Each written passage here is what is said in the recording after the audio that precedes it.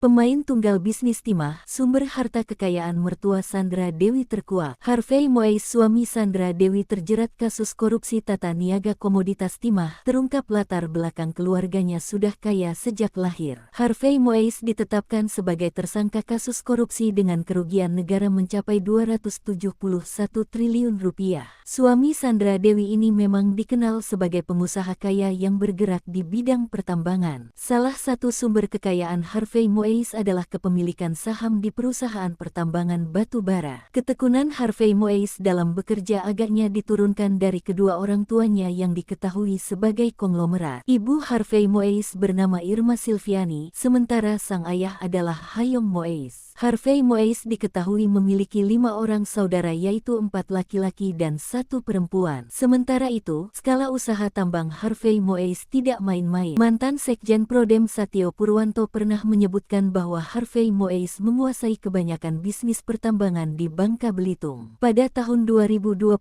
Harvey Moise punya wewenang untuk mengatur perusahaan penambangan mana yang bisa beroperasi di sana. Harvey Moise dikatakan sebagai pemain tunggal dalam bisnis timah dari hulu ke hilir. Kini nama besar Harvey Moise yang dibangunnya selama ini bak hancur ulah kasus korupsi. Banyak netizen yang kecewa dengan kelakuan Harvey Moise yang selama ini dicap family man. Setelah suaminya ditetapkan menjadi tersangka, Sandra Dewi tampak membatasi kolom komentar sosmednya. Hingga kini Sandra Dewi belum membahas apapun terkait kasus yang tengah menimpa sang suami.